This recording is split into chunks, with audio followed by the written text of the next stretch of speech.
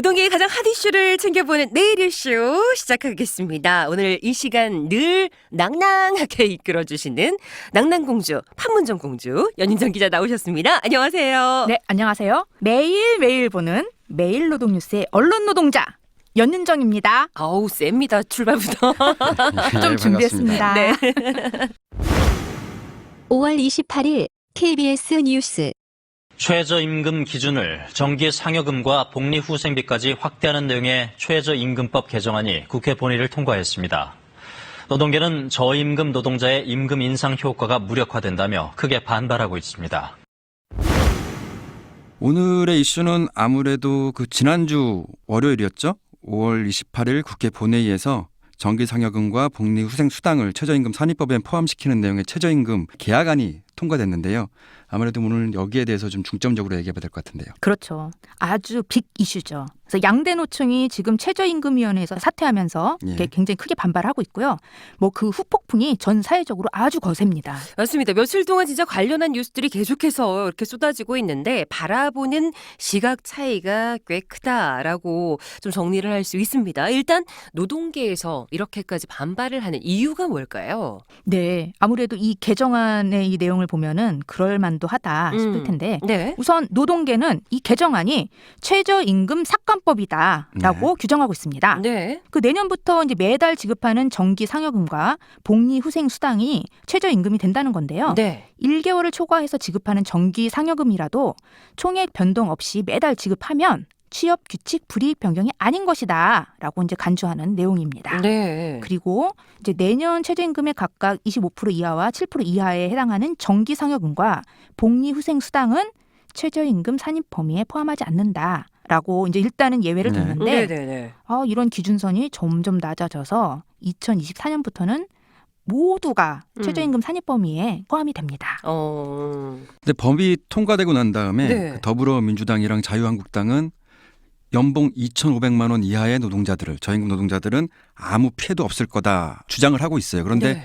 노동부에서는 자체적으로 조사 결과를 발표했죠. 이 2,500만 원이라는 게 어디서 나온 거냐면 아까 25% 이하와 7% 예. 이하 이제 여기에 다 해당돼서 예. 따져봤더니 이 올해 연봉 기준으로 2,486만 원이 나와요. 그래서 이거를 이제 대략 2,500만 원이라 잡고 네. 이 2,500만 원 이하의 저임금 노동자는 저기 아까 예외를 뒀잖아요. 예. 그러니까 이분들은 피해를 보지 않는다라고 주장을 했는데 이제 노동부가 시뮬레이션을 해본 겁니다. 그랬더니 막상 이 2,500만 원 이하 이 노동자 중에서 21만 6천 명의 기대 이익이 줄어든다라고 예. 전망을 했습니다. 그러니까 내년에 이제 최저임금이 오르잖아요. 예. 근데 정작 이분들은 전혀 오르지 않는다는 기대 이익이 전혀 없는 거죠. 그래서 정부 여당이 이 저임금 노동자들은 보호하겠다고 얘기를 했는데 네. 이런 취지가 이제 무색하게 된 거고요. 예. 네. 21만 6천 명이면은 결코 작은 숫자는 아니죠. 그렇죠. 그리고 사실은 이게 정말 최소한의 숫자라고 생각을 합니다. 음. 그래서 얼마나 더 더 이런 늘어날 수 있다. 더 확대가 예. 되지 않을까? 예, 충분히 그런 우려도 가능합니다. 사실 저임금 노동자 보호에 의지를 보여줬던 정부가 어찌 보면 이게 스스로 약속을 저버린 깬셈이 아닌가라는 생각이 들기도 하는데 이런 결과가 왜 나오게 됐을까요, 연 기자님? 일단은 국회에서 어떤 일이 벌어졌는가를 우리가 좀 봐야 됩니다. 네. 예. 국회 환경노동위원회에서 이 법안 심사를 했잖아요. 네. 근데 이게 굉장히 졸속적으로 처리됐다라는 지적이 있는데요. 네. 아까 최저임금의 이제 각각 20% 이하와 7% 이하에 해당되는 뭐 이런 경우는 이제 제외된다라고 했잖아요. 네. 근데 그럼 이거의 통계적 근거가 뭐냐? 근데 이게 사실은 좀 분명치 않다라는 지적이 크고요. 근데 결국은 이제 이게 교착 상태가 이제 아무래도 빠지니까 서영수 더불어민주당 의원이 아까 25% 7% 네. 이 안을 이제 갑작스럽게 제안을 한 겁니다. 어. 이거를 이전에는 전혀 논의됐던 안이 아니거든요. 그러니까 이 안을 가지고선 급작스럽게 1시간 동안 논의해서 1시간 동안 문안 작성을 하더니만 뭐 15분 만에 네. 통과를 시켰다고 합니다. 어. 그러니까 아무래도 좀 이렇게 허술한 네. 안이 나오지 않았나 싶습니다. 내용도 문제긴 한데요. 근데 이 내용을 뒷받침하기 위해서 이번에 아까 연 기자께서도 설명해 주셨는데 취업규칙 불이익 변경을 허용했다는 것도 좀 큰 문제점이 아닌가 생각이 돼요. 여기 대해서도 좀 설명 좀 해주시죠. 그렇죠. 아까 말씀드린 대로 1개월을 초과해 지급하는 정기 상여금을 그 매달 이제 쪼개 지급하더라도 근로기준법 94조 1항인데요. 여기를 적용받지 않도록 했다. 이게 이제 취업규칙 불이익 변경을 이제 금지하는 건데 네. 예외를 둔 겁니다. 음. 지금 원래는 이제 사용자가 과반수 노조나 이제 근로자 그 과반수 의견만 들으면은 취업 규칙을 노동자에게 불리하게 변경할 수 있다. 이렇게 바꾸게 됐다라는 거죠. 예. 노동자에게 불리한 변경을 쉽게 할 수 네. 있게 됐다. 의견만 들으면. 이건 좀 어떻게 받아들여야 되나요? 기억하실지 모르겠는데 박근혜 정부 때 임금 피크제랑 성과 연봉제 시행을 목적으로 이 취업규칙 불이익 변경을 허용하도록 계속 시도를 했어요. 그래서 그게 바로 취업규칙 해석 및 운영 지침으로 예. 이제 추진을 하려고 했거든요. 그래서 굉장히 문제가 됐었죠. 노동계가 크게 반발을 했고. 소위 2대 지침이었죠. 그렇죠. 예. 그래서 어떻게 했어요? 문재인 정부가 들어와서 폐기하지 않았습니까? 이 지침을. 그렇죠. 예. 근데 지금 또 어떻게 됐죠? 세상에나 불이익 변경이 가능하도록 특례를 둔 것을 지금 이 개정안에 들어갔다는 겁니다. 누가 주도해서? 여당이 주도해서. 예. 사실 그 취업규칙 불이익 변경 허용이 가장 큰 계약안이라고 할 수 있는 게 아까 그 영 기자께서 말씀하신 것처럼 그 노동계가 박근혜의 그 취업규칙 불이익 변경을 강하게 막았던 이유는 네. 이게 한 번 뚫리면은 이게 한 번 선례가 되면은 계속해서 할 수 있기 때문에 계속 막아왔던 거였거든요. 네. 그리고 또 이 정부도 자신의 치적 중에 하나를 2대 지침 폐기라고 얘기를 해왔는데 그렇죠. 네. 오히려 이거를 다시 자신들이 살리는 셈이 된 거죠. 네. 그렇죠. 사실 국회에서 그 논란이 되는 법안이 통과될 때마다 따라 붙는 게 있죠. 날치기라는 이 말인데 이번에도 역시 날치기 통과였다. 이런 비판이 이어지고 있습니다. 네. 예. 사실은 저도 굉장히 안타깝습니다. 네. 아니 촛불혁명 이후에 등장한 네. 네. 정부에서 날치기 통과라는 말이 나온다는 게 저도 상당히 안타까운데 그렇죠. 여태까지 법안 심사를 하는 환노위 고용노동소위에서는 이 법안을 통과할 때는 합의제 원칙을 가져왔습니다. 네. 네. 근데 이번에는 이제 이용득 더불어민주당 의원도 반대를 했고 무엇보다도 이정미 정의당 의원이 반대를 했는데 제360회 국회 제5차 본회의 정의당 이정미 의원 발언. 또 이번 개정안이 저임금 노동자에 대한 보호 대책을 만들었다고 하지만 이것은 진실이 아닙니다. 30분 안에 이 문제를 해결하려다 보니 시뮬레이션도 기준도 없이 처음에는 비과세 10%로 하자. 그러다가 법안으로는 7%로 왔습니다. 한마디로 부실한 과정을 통해서 만들어진 법안입니다. 여기 계신 우리 국회의원님들 10만 원 한 끼 식사비일 수 있지만 그분들에게 10만 원, 20만 원은 자식들의 학원비이고 그리고 아이들의 급식비입니다. 너무나 절박한 그들의 임금을 이렇게 쉽게 결정해야 되겠습니까? 이분이 어떤 분이냐면 지금 공동교섭단체 그러니까 평화와 정의의 의원 모임 간사세요. 지금 현재 국회에는 원내교섭단체가 4개가 있습니다. 이 4개 중에서 한 곳에서 반대를 한 겁니다. 간사 한 분이 반대를 한 거거든요. 근데 이분을 제치고 지금 3개 이 원내교섭단체 합의를 해서 네. 결국은 통과를 시켰다는 얘기거든요. 그러니까 이정미 의원이 결국은 이 더불어민주당과 이제 자유한국당이 합의제 운영을 파탄내고 최저임금법 개혁을 강행했다. 그리고 네. 과거 소위원의 날치기는 이전 정부조차도 시도하지 않은 폭거다라고 강력하게 비판을 네. 하게 된 거죠. 네. 그 세 개라 함은 더불어민주당, 자유한국당, 바른 미래당입니다. 그렇죠. 예. 근데 그 개정안 처리 과정에서 보여준 여당의 태도도 논란이 된 것으로 알고 있어요. 특히 이제 홍영표 원내대표가 마치 박근혜, 이명박 시절 때나 본 듯한 고압적인 태도를 보여가지고 말이 많았다고 하던데요. 홍영표 더불어민주당 원내대표는 노동계 출신으로 유명하시잖아요. 네. 근데 이분이 이제 또 직전까지 환노위원장을 맡으셨어요. 네. 근데 이제 이분이 5월 21일에 고용노동회의 회의장을 찾아왔어요. 그러면서 강하게 법안 심사하고 처리를 해라라고 네. 이제 종용을 했고 특히 이 자리에서 고용노동부 이제 관계자들 앞에서 벗어라. 내가 원내대표직을 걸고라도 노동부 장관을 날리겠다라고 고함을 질렀다고 합니다.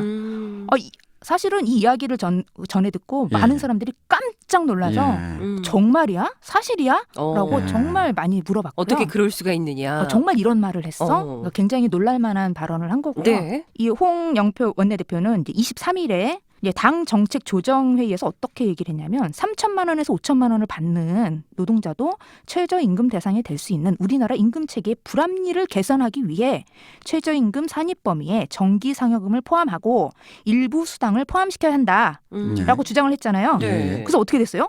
결국 그분의 바람대로 됐고 예. 그래서 이 개정안은 25일 환노위, 예. 28일 본회의를 일사천리로 통과하게 된 거죠. 그렇게 됐군요. 예, 사실 앞서 말씀하시면처럼 이 홍영표 원내대표 노동계 출신이라고 언급을 해주셨잖아요. 그런데 이번 사안만 놓고 봤을 때는 개정안 처리에만 너무 급급한 그런 모습을 보이지 않았나라는 생각이 드는데 이 본회의 표결 과정은 또 어떠했을까? 또 충격적인 모습들이 있나요?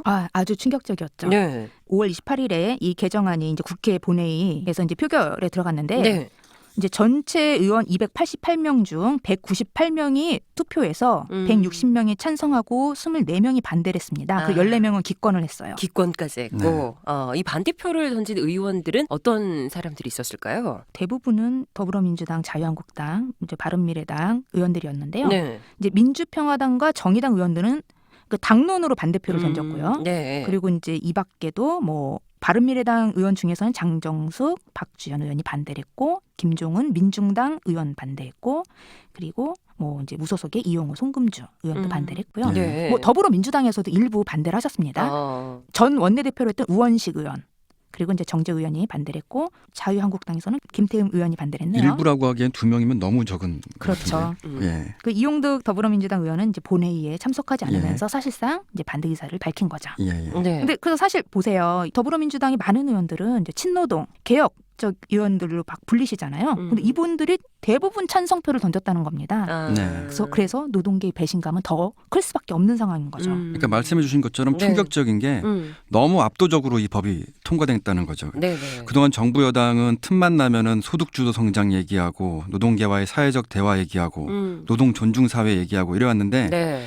이런 국정과제에 대한 실현 의지를 넘어서 진정성까지 이제 우리가 의심하지 않을 수 없는 상황까지 오게 된 거죠. 근데 그럼 이제 남은 거는 대통령 거부권밖에 없는 거죠. 이게 그렇죠. 가능할까요? 일단은 이제 헌법에 따르면 그 대통령은 이제 국회가 처리한 법안이 정부에 이송된 뒤 15일 이내에 이의 제기를 하고 국회로 돌려보낼 수가 있습니다. 네. 앞서 이제 노동계의 배신감이 크다라고 말씀을 해주셨는데 노동계 어떤 좀 반응들 또 어떤 대책들을 또 세우고 있을까도 궁금하네요. 네. 한국노총은 이제 지난 5월 29일에 오전에 청와대 앞에서 기자회견을 열고 네. 최저임금법 개정안에 대한 대통령 거부권 행사를 촉구했습니다. 2018년 5월 29일 한국노총 김주영 위원장 기자회견 발언. 최저임금법이 국회에 통과함으로써 최저임금 제도는 이제 사망을 선고했다고 생각을 합니다. 또한 우리 노동계에만 지금 많은 양보를 요구하고 있습니다. 언제까지 우리 노동계가 이렇게 희생을 해야 될 것인지 그리고 언제까지 우리가 노동계가 양보를 해야 될 것인지 되묻지 않을 수 없습니다. 다시 한번 대통령에게 면담을 강력히 요구합니다. 그래서 아니 대선 당시에 더 이상 노동자 희생과 양보를 통해 경제 성장을 하지 않겠다. 그 대통령의 이 약속하시지 않았냐. 분명 우리 기억한다. 그래서 최저임금법 이 개정안에 거부권을 행사하라 네. 요구를 했고요. 또 민주노총은 이 최저임금법 개정안 통과에 항의하면서 6월 1일부터 청와대 앞에서 농성에 돌입했고요. 네. 또 올해 하반기에는 총파업을 하기로 결정했습니다. 네. 그리고 양대 노총 모두 이게 최저임금위원회 노동자위원회에서 사퇴를 한 상태입니다. 네. 추가로 좀 말씀드리면 네. 한국노총은 6월 4일에 청와대에서 지도부 농성을 시작했고요. 그리고 5일에는 국무회의가 열립니다. 이 법 통과와 관련된 네. 그 광화문에서 집회를 열 계획입니다. 어쨌든 근데 이런 최저임금 관련해 가지고 여론조사도 좀 나오지 않았나요? 아마 이제 지방선거를 앞두고 있어가지고 네. 여론도 좀 민감하게 움직일 것 같은데요. 네, 여론조사 결과가 최근에 나왔습니다. 최저임금법 개정안 처리를 주도한 여당의 지지율이 큰 폭으로 하락하는 게 후폭풍에 지금 시달리고 있는 것으로 나왔는데요. 네. 이게 이 조사가 이제 최저임금법 개정안이 통과된 직후예요. 그러니까 이제 즉각적인 반응이 나타났는데 5월 28일에서 30일에 이제 물어본 건데 이때 민주당의 지지율이 4.95% 포인트가 떨어졌습니다. 계속 고공행진을 하다가 네네. 7주 만에 가장 낮은 수치를 하게 된 거고요. 네. 아, 법이 통과된 법이 날. 통과된 날 이때 뚝 떨어지고 그 다음 날 또 뚝 떨어지고 이게 3일 연속 그러니까 계속 떨어진 겁니다. 그래서 이렇게 나왔고요. 그리고 실제 최저임금법 개정안에 찬성하느냐 반대하느냐 네. 이렇게 묻는 여론조사 결과도 있었는데요. 예. 부정적 의견이 좀 더 많았다는. 그래서 반대한다는 의견이 46.3%, 찬성한다는 의견이 39.5%로 6.8%포인트를 반대한다는 의견이 지금 앞선 것으로 나왔습니다. 최저임금 개혁안을 반대한다는 의견이 높게 나온 조금 거죠. 더 높게 나왔죠. 예. 네. 최저임금법 개정안이 어떤 과정을 통과됐었고 또 후폭풍이 어떤지까지 연유정 기자와 저희가 이야기를 나누고 있습니다.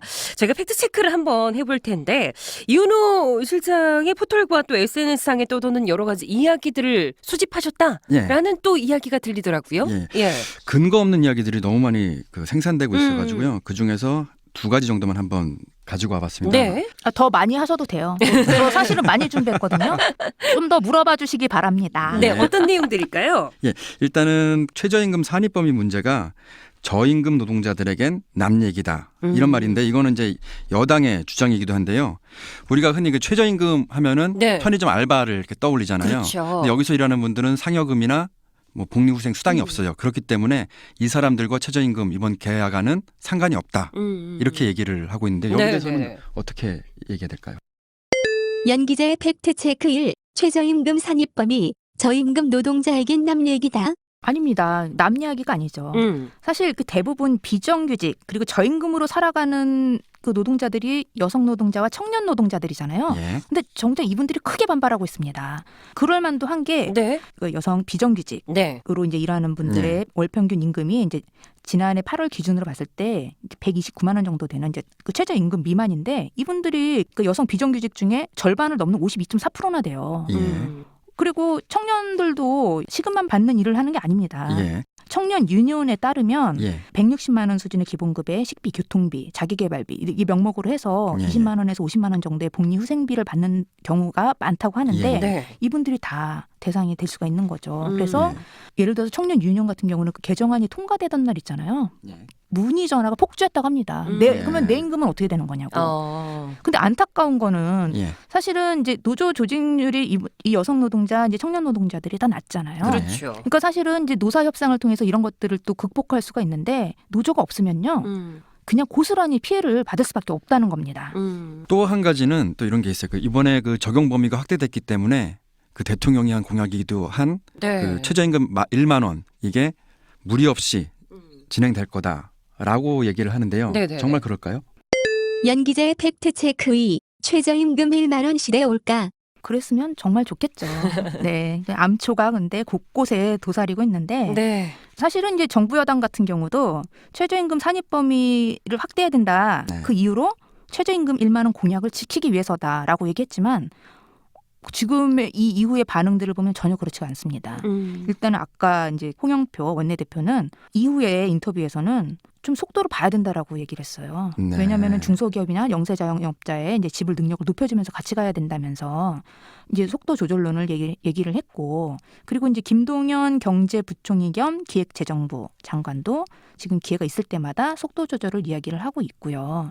그래서 그 이후의 이 흐름들을 보면 과연 하면서 이제 곳곳에 암초가 도사리고 있다라고 네. 이제 볼 수밖에 없는 상황입니다. 인터넷에 보면은 이번에 개정안이 통과되면서 잘못한 건 민주당이지 청와대는 여전히 노동 존중과 관련돼서 그 최저임금 1만 원에 대해서 의지를 갖고 있다라고 네. 하는데요. 이것과 관련해서 과연 대통령이 거부권을 행사할런지 여기 대해서도 한번 좀 말씀해 주시죠. 연 기자의 팩트체크 3. 최저임금. 대통령은 거부권을 행사할까? 제가 좀 확인해 본 바로는 청와대는 이제 이번 개정안 통과에 대해서 좀 적잖이 당황한 표정입니다. 그러니까 이렇게까지 사실은 이 복리 후생 수당이 이렇게 전면적으로 받아들여질 줄은 사실 몰랐던 것 같습니다. 예. 그렇다고 해서 이 여당과 정부와 이 청와대가 다른 목소리를 낼 수는 없잖아요. 그래서 예. 굉장히 이제 조심스러워하는 상황이고요. 과연 그렇다라면 대통령 거부권 행사를 할 것인가? 예. 이런 부분에서는 조금 가능할까 부분에서는 약간 좀 회의적이다. 회의적이다. 예. 왜냐하면은 물론 이게 과거에 이제 거부권 행사를 했던 사례가 있습니다. 예. 그래서 잠깐만 소개하면은 이제 1989년에 공무원 단결권, 단결 교섭권을 보장하는 이제 두 건의 노동법 개정안이 있었는데요. 네.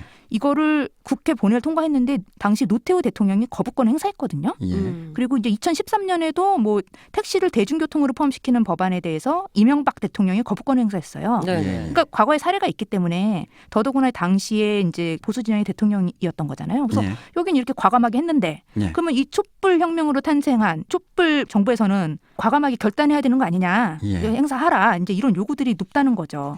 하지만 현실적으로는 이제 대통령이 거부권 행사할 가능성이 이제 상대적으로 낮다는 전망인데 그동안 이제 청와대는 이 개정안 관련해서는 입장을 거의 내지 않다가 예. 6월 1일에 예. 청와대 관계자가 어떻게 얘기를 했냐면 국회에서 통과된 최저임금법 개정에 대해서 저희 정부는 존중하고 그 바뀐 법에 따라 원활하게 최저임금 제도가 시행되길 바라고 실천할 예정이다라고 일단은 밝혔습니다. 예. 그래서 이런 흐름으로 봤을 때는 아무래도 어렵지 않을까라고 좀 전망을 해봅니다. 네.